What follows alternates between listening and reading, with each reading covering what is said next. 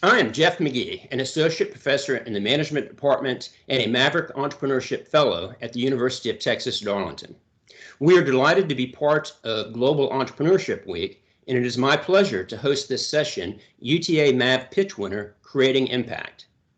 MavPitch is the flagship program of UTA's entrepreneurship initiative and was created through the Maverick Entrepreneurship Program and Award Fund.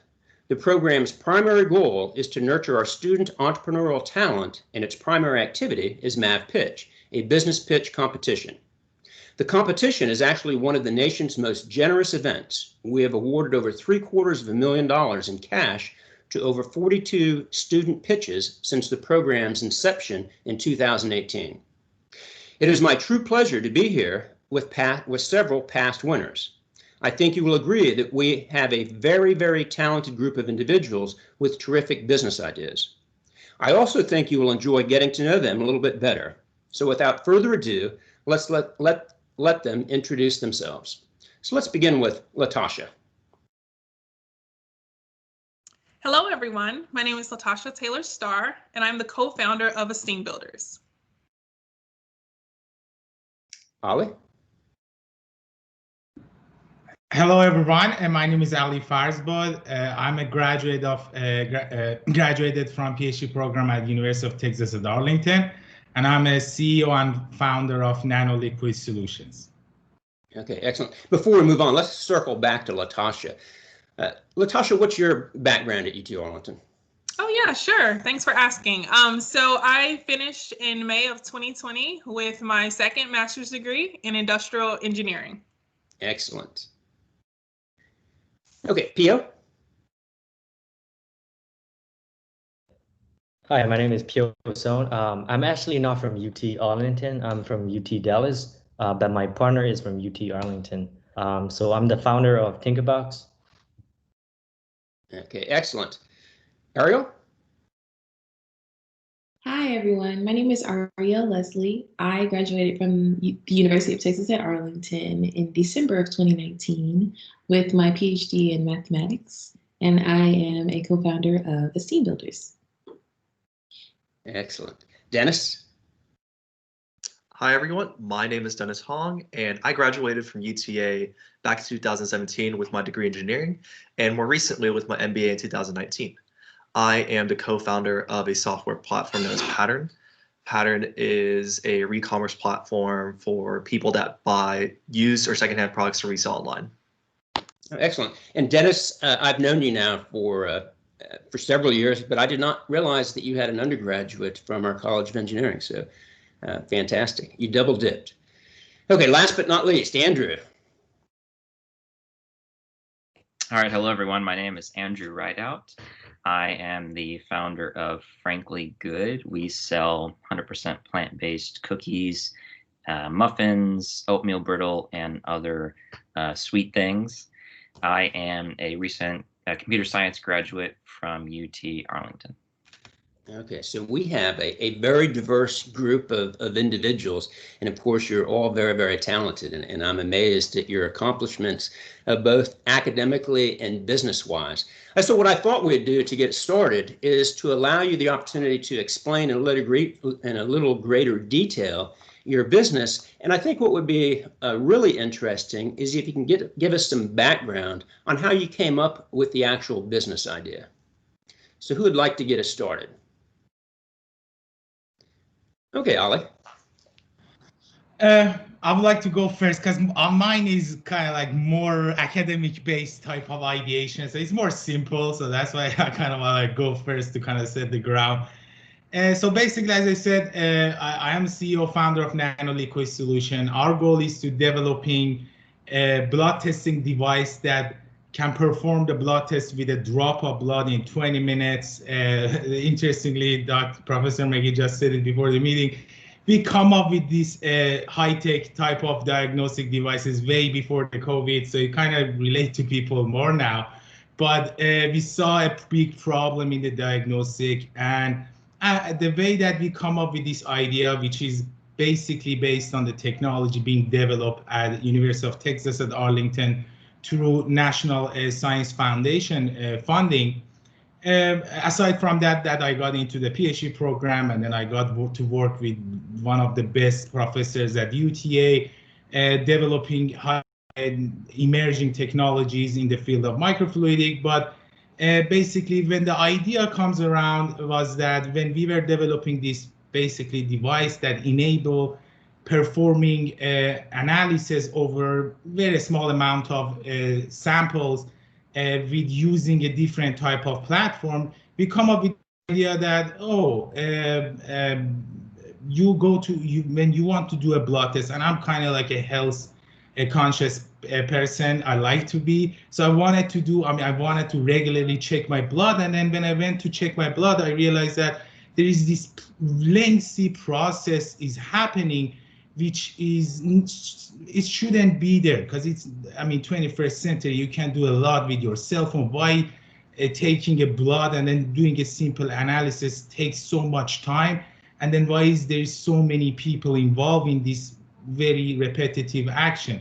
So we kind of looking at to see how this technology can solve problem in a very organic way, but then at the same time getting this feeling of real actual problem that as a person you feel in your daily life. So these kind of like collide with each other. However, I can say at that time when I come up with this idea, Theranos was in the news. So there is this incentive out there that, okay, there is this need out there, and then people are trying to solve this problem.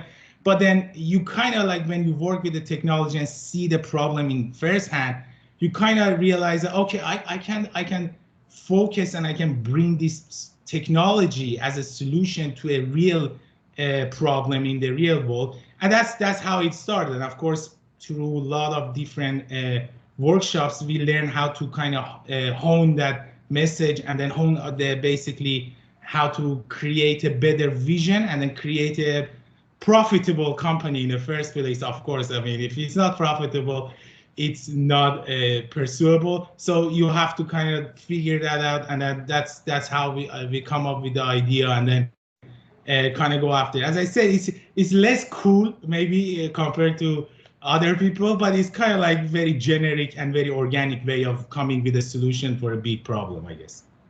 Yeah, I think you're being overly modest. I think it's incredibly cool and incredibly timely now. So excellent. Thank you for getting us started. So we have two co-founders, Ariel and Latasha. Would you like to explain the genesis of Esteem Builders? Absolutely. So again, thank you for the time and the platform to be here. So Esteem Builders really started from the idea of building esteem. So we wanted to make sure that the youth of today had the confidence, the competence, and the creativity needed to be successful STEM professionals in today's world. And so we knew that in order to do that, we had to have a combination of the hard skills of engineering, but the soft skills of communication and networking. So when you think of Esteem Builders, we played on the name Esteem, and we used E squared to kind of improve the concept of STEM. So we wanted to add the second E, which is entrepreneurship, which is why we're here on talking today, because it's really important to not only create something meaningful, but to be able to communicate the purpose and the why, and why others should care and why others should be involved. And that's what Esteem Builders does, especially for youth starting as early as pre-K3. Again, we're teaching them the foundation of engineering through our STEM kits that are available on a monthly subscription basis, but we're also teaching them how to communicate and to present what they've created. So again, we emphasize the importance of not only being able to create something from an engineering perspective, but to be able to sell that product and tell others why they should care. And the way it started was actually Ariel and I, we were heavily involved in summer camps and other tutorial STEM activities for youth in our community. Being double minorities, we knew that that was really important to energize African Americans, minorities, as well as those who are underrepresented socio-economically. So we had already started that effort, but when we came together and decided to do that on a grand scale, it really changed the game. We had no idea that COVID was coming, but to be able to ship STEM kits and experiments that are already pre-boxed and ready to go to students really literally all over the world who can no longer congregate in large masses, that was right on time for the need that we couldn't even foresee was coming. So again, to be able to mobilize STEM, to be able to expand exposure for students who traditionally aren't exposed to STEM, that was our mission, and that's what's carried us here today. Ariel, would you like to speak more on that? Yeah, sure. I just wanted to fill in the fact that, yes, we did start with after school programs actually at the tender ages of 3 to 5. And so we started to realize that the younger kids have older siblings. And so this is a really great opportunity for younger kids to be able to voice their understandings of what they've learned, no matter what STEM concept we were covering. And these kids actually go from coding to chemistry. And so they're able to have a more hands-on experience in a short amount of time. So it's keeping their attention within a 30-minute time span, but also it gives them the capability to work with others, which is key in learning how to communicate and learning how to also do research in the future, or even learning how to provide a business plan or being able to speak about their passion through entrepreneurship, if that's their route. And so this is just a really cool opportunity for us to work with students and begin that STEM pipeline so that by the time they reach a university like UTA, they're able to understand and really grasp these STEM concepts and not kind of shy away from it. So it's been a really cool opportunity to reach them at that age. Excellent. You know, and I've mentioned this before, but you got the name of your business is quite appropriate because you guys are incredibly bright in the STEM fields, but you also have incredibly high self-esteem. So you couldn't think of a more appropriate business name. Okay, Andrew. Sure. So maybe I'll start with a little bit of background about how I got the company started. So I started following a vegan diet back in 2015. And anyone who's ever followed a plant-based diet knows that some foods are difficult to find sometimes. And I have a major sweet tooth, as I've said a million times. I absolutely love cookies and candy, things like that. Well, I was having trouble finding a really good vegan chocolate chip cookie. Gone around to all the stores, and you could find specialty items, but they weren't really as good as their non-plant-based alternatives, their traditional ingredients. So kind of had a light bulb moment at the end of 2018 and kind of started experimenting with some recipes without using milk, eggs, or butter. And really just started sharing them with friends and coworkers, things like that. And a few of them said, hey, you know, this is really good. Where can I get more? Where can I buy them? And I come from an entrepreneurial family, so I've always kind of had aspirations towards owning my own business and things like that. So I guess it was March or April of 2019, started Frankly Good, LLC, and started just selling at farmers markets and things like that. From there, we kind of expanded, started moving into stores in 2020 and early to mid 2020. And now we sell mainly through dealers. We don't actually do any farmers markets anymore. And especially with COVID, that would be very difficult. But the social impact was extremely important to me. With you know, some of the turmoil and global warming and all these negative things we hear all the time in the news and so forth, as an individual, I feel like it's sometimes difficult to understand how you can contribute in a positive way. So that was really sort of the beginnings of the concept for the company in my mind. I wanted to make sure to not contribute to some of the trash you see just as you're driving down the road. So all of our packaging is 100% compostable. It's made from sugarcane. And we try to use as many sustainable ingredients as possible, sustainable and organic ingredients as possible. And if we don't have one of those, then we proactively move in that direction. We also try very hard to provide jobs for people, and I think that's especially apparent and important here in 2020 in the age of COVID. So the social aspect was incredibly important to me, even to the point where I dare say that if I came to a decision where I had to use something like plastic bags or a large amount of something that was just going to go into a landfill, then I would steer the company in a different direction. So, in my mind, the company was about creating a profit, but it was equally as important. It was equally important to have that social, that positive social impact. So excellent. And I must admit that my stomach started growling as soon as you started talking about your product.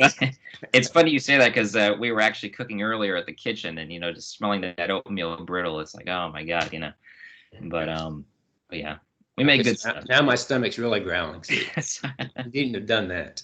Okay, well, excellent. Thank you. How about you, Dennis? Sure. Thank you, Dr. McGee. Just a reminder, Pattern is a re-commerce management platform. Think products that, or think people that buy new or secondhand products to resell online. This idea came from another business that I manage right now. We are a re-commerce provider for large retailers. Basically, what retailers do is they send us their customer returns inventory, and we do a lot of the value-added work to that inventory to be able to resell online. So if it's a computer, think you have to fix it. If it's clothes, we tag it and clean it. So kind of any value we provide, any kind of value-added work to items that don't have a shelf life.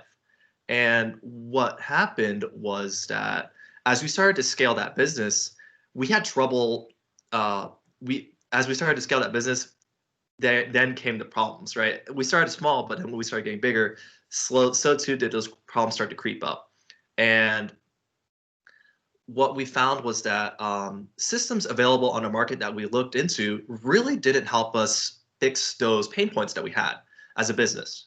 And in short, in 2019, my brothers and I basically came together and we said, hey, let's list out all the problems that we experience on a daily basis and build a system to fix every single point. And as of now, we've officially launched it at our company for almost a year now, and it has worked tremendously for us. We currently have we currently have beta users that we currently talk to on a consistent basis to get feedback and to build out features based on kind of their needs. And in short, it's been working out really well for us, and we're pretty happy about that. Kind of going back to what Andrew said, for us, sustainability is a big issue as well. Oftentimes, retailers liquidate or dump that customer returns inventory into landfills. And on average, they dump roughly 5 billion pounds a year. And that's a lot. And as e-commerce sales increase, so too do the number of returns, so too do the number of used or secondhand products increases as well. Our goal as a company is to try to extend the life cycle of products and to show that there's still a lot of value in used products. And even like I think for kind of the new age Gen Z is really into buying thrifted items or kind of used items, and it's slowly shifting to a more kind of sustainable circular economy, and that's what we're pretty excited about. Excellent, excellent. Okay, Pio, last but not least. So yeah, I'm the co-founder of Tinkerbox. We make practical STEM engineering kits for middle and high school students. So that idea came about in it's a long story. So back a long time ago when I was I started working on home automation projects for myself because I wanted to make the blinds when I wake up so that it opens by itself, so I don't have to get up to like open it. And because I find it easier to get up, once there's some light.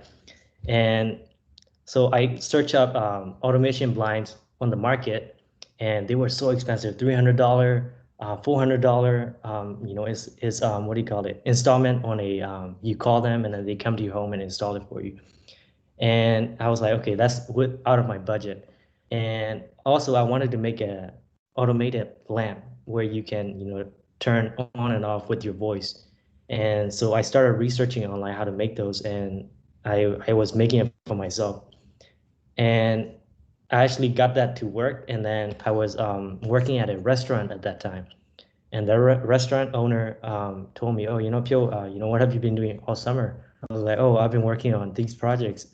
And I showed him the blinds that I was working on, and he actually asked me to install it for him.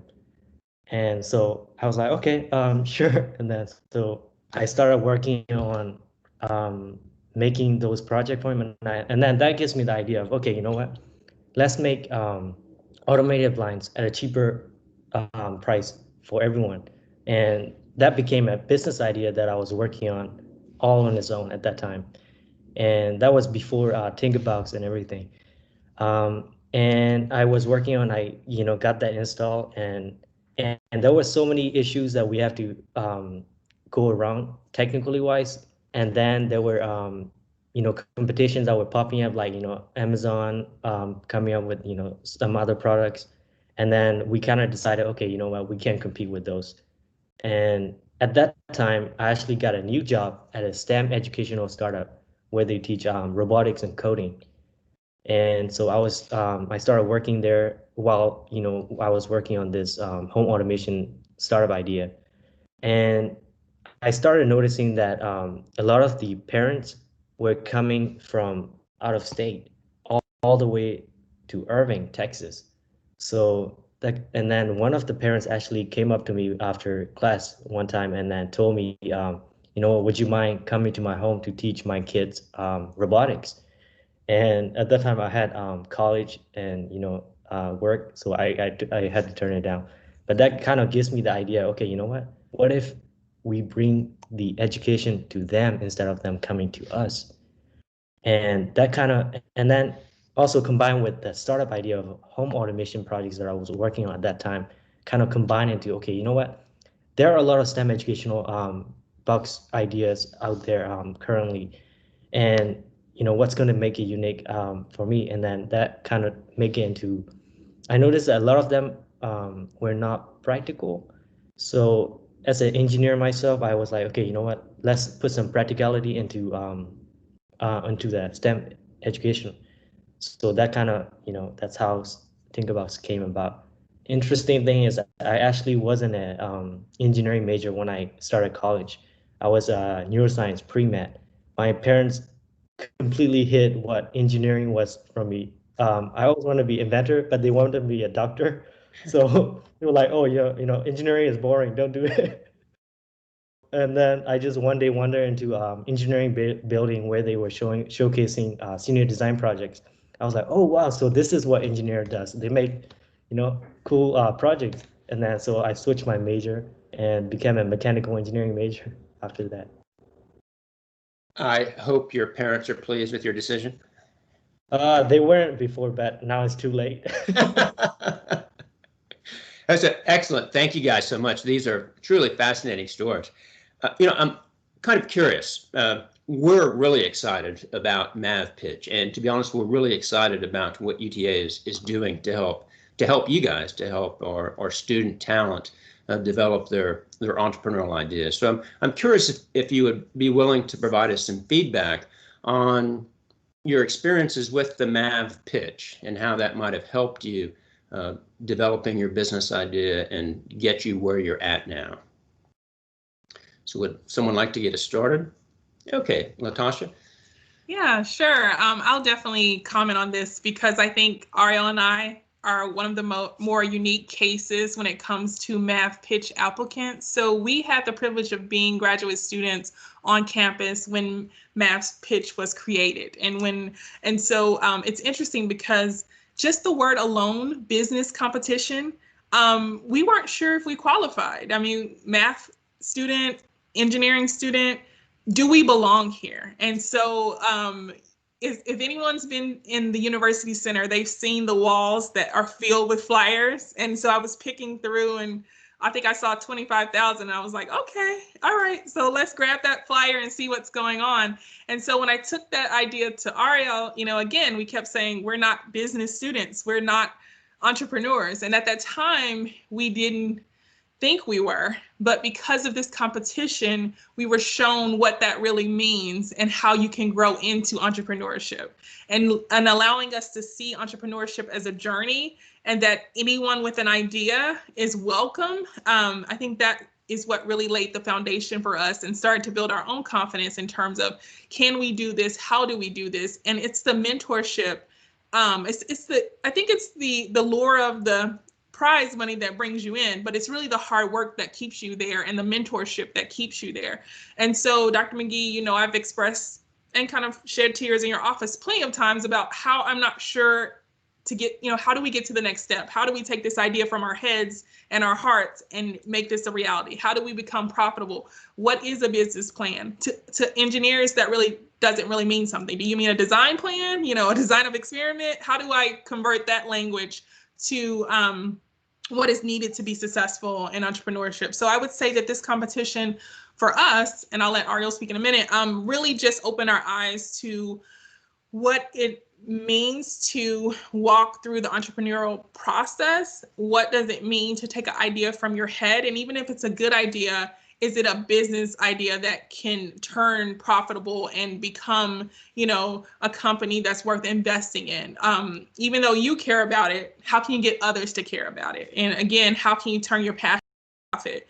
And so that's what we were able to do. And it's interesting because, again, we just had a great idea because we love working with students and we love strengthening the STEM pipeline. So it's interesting that for us, we are at this, dichotomy where we're like, all right, we still want a nonprofit because we're going to do this because we care, regardless if it makes tons of money. We just care about STEM and we care about students. But now we have this LLC as well. So we're working on both angles because, again, that's something that this competition revealed to us, that it's okay to have that duality and really want to do good and still want to make a profit. So we've been able to marry the two, but only because we participate in this competition where we're able to see how to do it, that it was possible, and then walk through the steps. Anything to add to that, Ariel?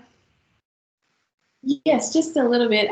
You kind of already touched on it, but I would say one of the major components that we were able to kind of experience throughout the MavPitch competition and just the whole season of it was mentorship. Mentorship was huge for us. It gave us guidance. It helped us to see the path forward. Basically, we probably did need to start a nonprofit because we just cared so much. But going through the process and having mentorship is how we learn about that. Without it, we probably would have just thought, oh, okay, well, we'll just figure it out, how we can help people and still be able to sell kits and things like that. So mentorship and the opportunity to network with people we would have never met before. Being able to network with people through the mentorship process is how we acquire our second and third after-school program location. And so these are things that are just invaluable and that we were able to obtain through the MavPitch process. So it's a great opportunity. Terrific. Thank you so much. Dennis, you had your hand raised. Did you want to add something? Yeah, so I see the MavPitch as kind of a launch pad for you to start kind of whatever you want to do. And you winning that money is kind of like a validator, right? Like, oh, these successful entrepreneurs judge me based on kind of a business plan that I kind of created within a couple of weeks, but then they're already giving me money because of it. Like I think it's a great validator for anyone that wants to start. And with that too, I really think it's a great opportunity because you honestly have nothing to lose. You have more to gain than more to lose outside of that, because actually planning a business is inherently different from your passion, right? And I remember when I first pitched, it is very, very different from how I pitch my company now. And that's because of me, trying to learn every day about it. And kind of backtracking off, or kind of like adding to what Ariel and Latasha said, the mentorship and the community aspect really helped me drive to want to do better. And having that mentorship really opened a lot of doors for us as well. It's connected us to partners in Fort Worth, Dallas, and even even in Oklahoma, and now we are connected in San Francisco as well. So it's little opportunities like that, especially in the UTA community, that has really helped our business grow to where it's at right now. Excellent. Ollie, Andrew?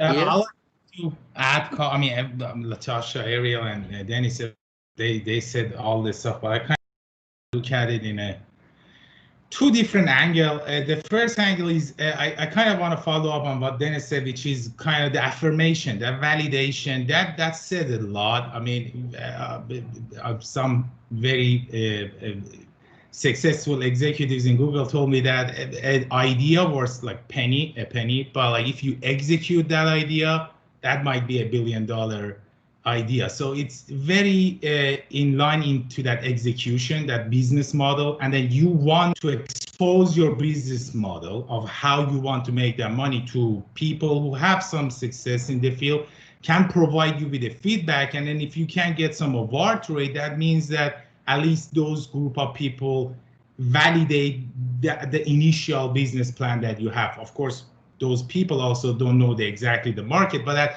the more feedback that you get, the more you get into competitions, I guess it gives you a lot of feedback, that mentorship, a lot of connection, exposure, which even sometimes you don't even win awards. I've been into competitions that the aftermath of the competition was worth way more than the money that they're offering. So it is that exposure. But then I want to touch on, which I think the investors or maybe people who give out money like this a little bit more, which I think that I mean, money is good. Nobody likes money. Everybody wants to have more money. Everybody wants to kind of have live in a more comfortable place. But I think it's very important as an entrepreneur, you have to find to make money in some other way for yourself. So that's like initially at the beginning, and then whatever affirmation awards that you get, I think entrepreneurs should look at it as opportunity to show the investor that we got this money, look how we spend it,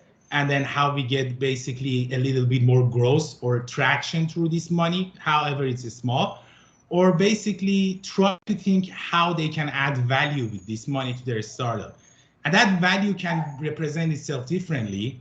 And my huskies started to jump into the conversation, but basically that's what I'm trying to say, is that there's these two, I mean, even winning award, there's this double-sided blade that you have to be, I mean, nobody's gonna come after you that how you spend the money, but then at the same time, eventually when you talk to investors and you want to raise the real money for whatever that the stage that you are, those can be a very good traction points. As I get through experience, that it will be really great that, okay, I won some awards and I spend it really good, because eventually that's what the investor wants to see, that you be able to spend that money to add value to that company, that they have a stake in it, right? So I think these are very small experiments, I can say, that you can show, which it is much easier to raise that money. So I think that is something that I always try to look at it that way, but it is something that is very important. It's kind of like you get a chance of doing a much investment, and then you just show that how you spend that money, and that gives you a lot of help and traction points for your bigger rounds. Excellent.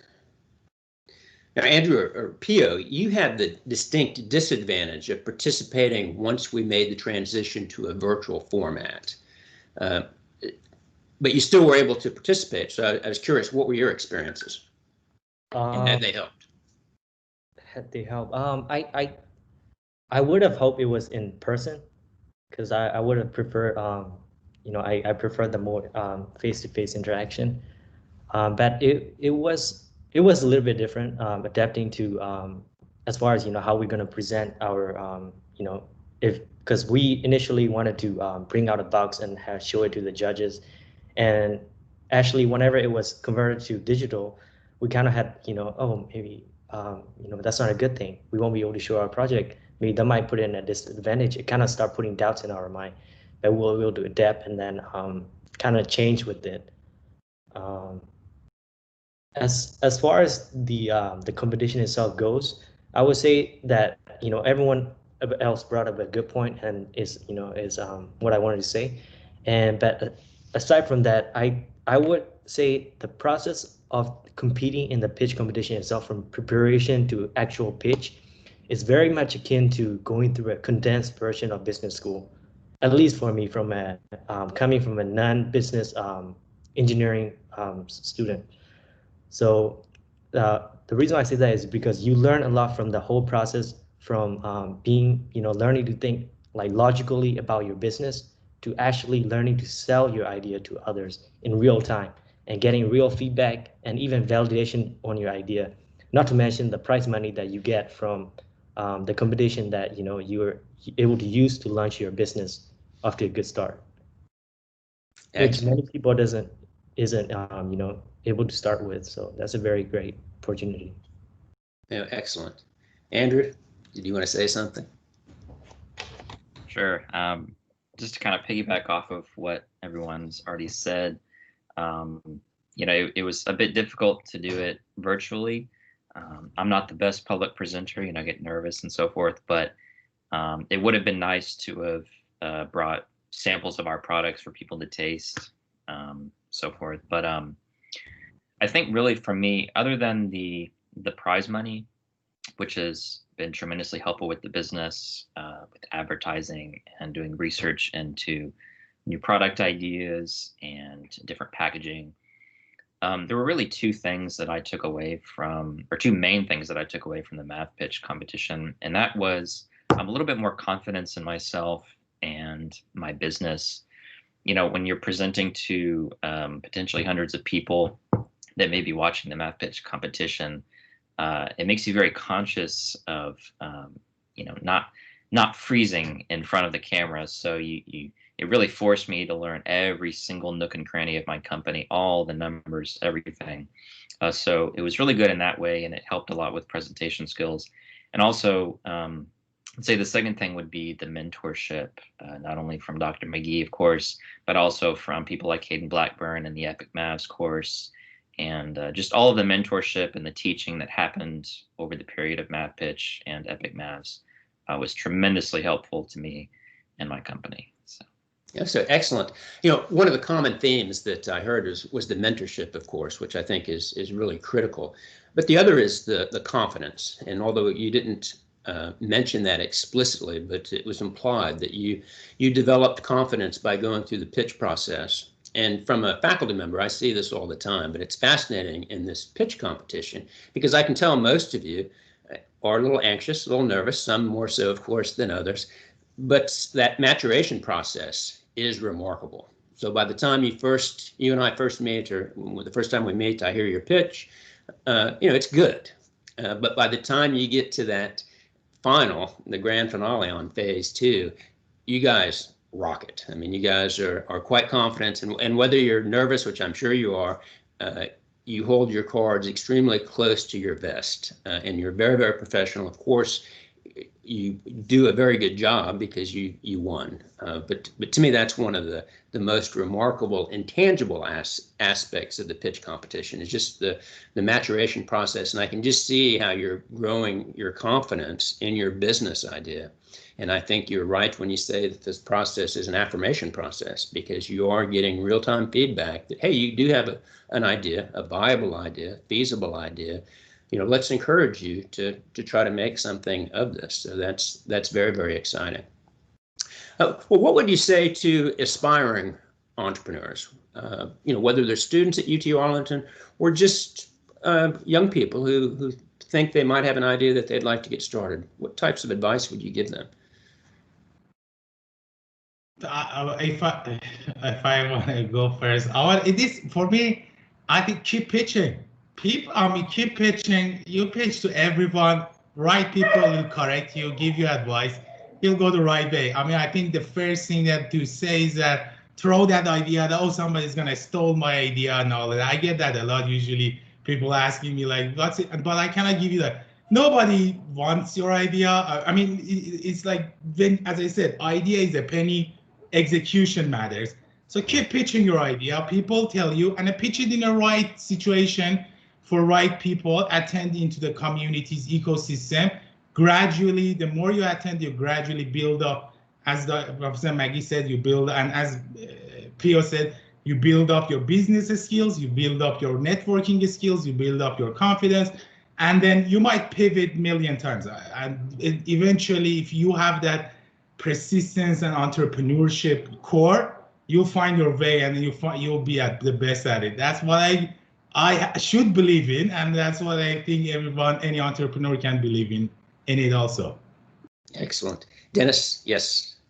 Sure. So kind of piggybacking off what Ali said, I'd like to say 3 things. So I say start now, be open, and learn as you go. Those are the biggest things that I learned as a founder. Like not everyone has all the answers, and not all the mentors have the answers. Sometimes you just have to try to find out or try to guess yourself, And even with that too, especially for students at UTA Arlington, this is a great opportunity for them to kind of validate their idea. You have a lot more to gain and then a lot more to lose, right? And having money to officially launch your business is a great opportunity. So kind of backtracking, 3 things, right? Start now, learn as you go, and be open. That's my advice. That's very sound advice. Yes, Latasha.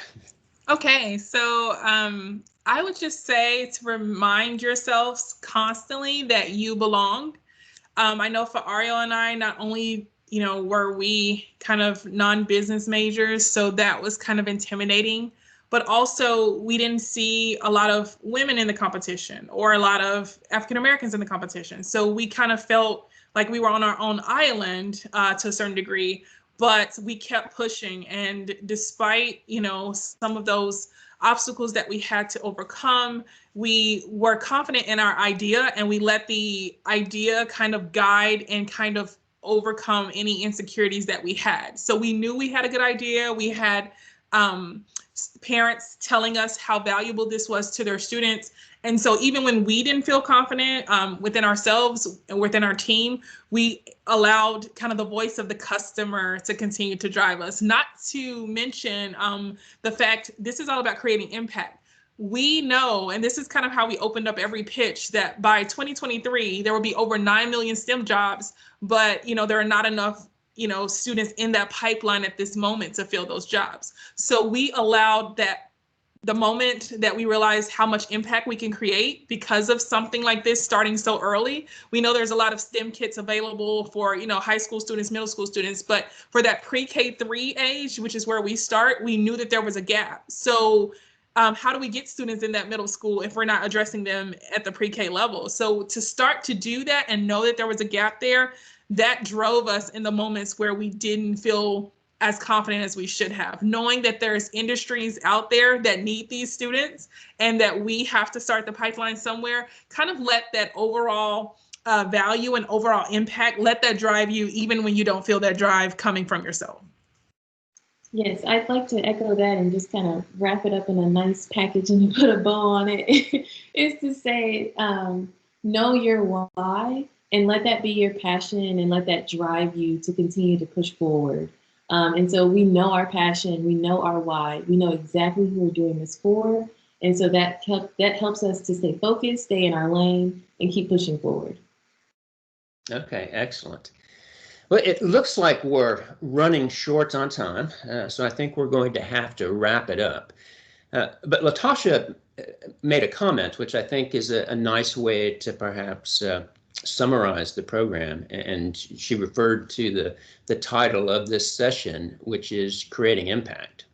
And I am convinced, because I am a student of entrepreneurship, I teach it, I do research in it, so it's something that I'm passionate about.